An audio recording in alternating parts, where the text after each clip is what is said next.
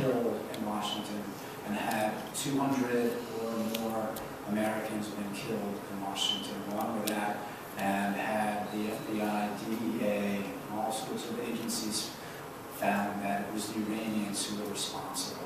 And that, the way I see it, is that's the very bad thing that's going to happen.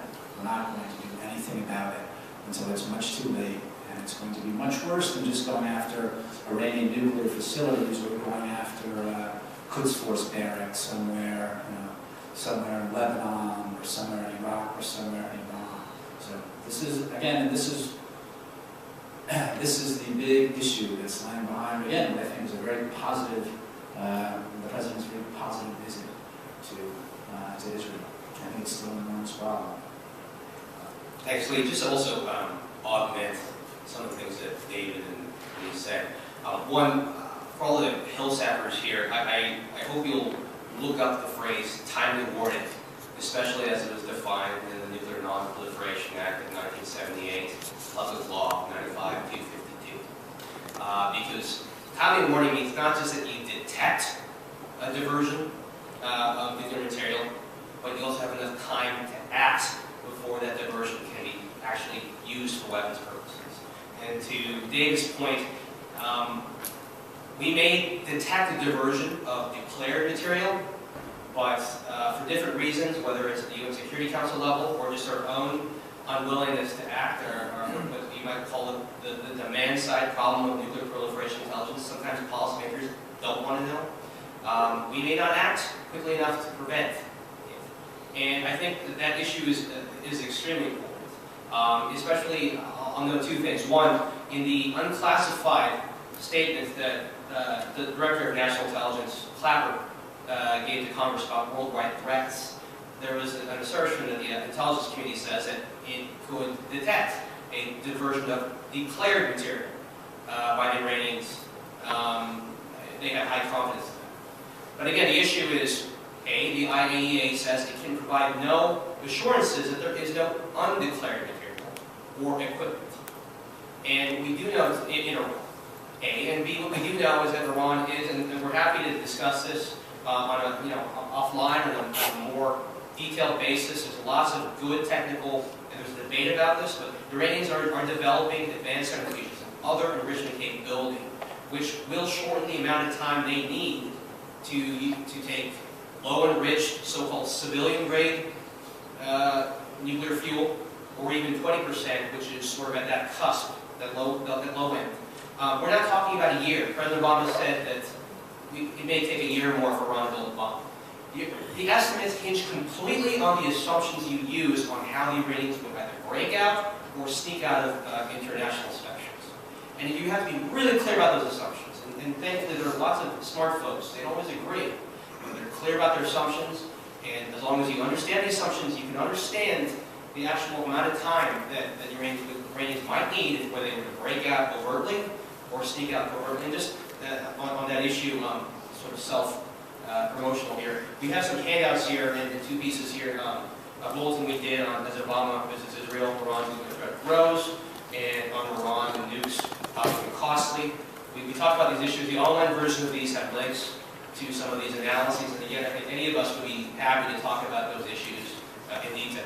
So in closing, I think it's fair to say that there was a certain sense of photo-op foreign policy in President Obama's visit to Israel. That often is, sometimes it's meant pejoratively, but sometimes photo-op foreign policy can be a good thing. We must sometimes have to admit.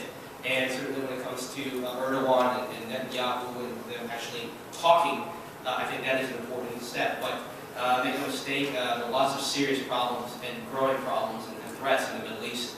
And I think we up here all look forward to working with you on these issues. So please come up to us afterwards or offline. We're always happy to talk. Thank you for your time. Clapper gave to Congress about worldwide threats. There was an assertion that the intelligence community says that it could detect a diversion of declared material by the Iranians. They have high confidence in that. But again, the issue is, A, the IAEA says it can provide no assurances that there is no undeclared material or equipment.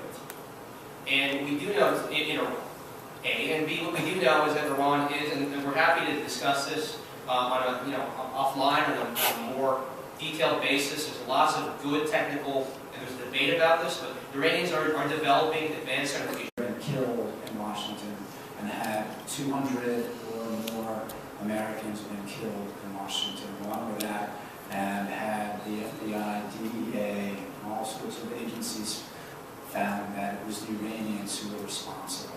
I mean, that, the way I see it, is that's the very bad thing that's going to happen. We're not going to do anything about it until it's much too late, and it's going to be much worse than just going after Iranian nuclear facilities. We're going after Quds Force barracks somewhere, somewhere in Lebanon, or somewhere in Iraq, or somewhere in Iran.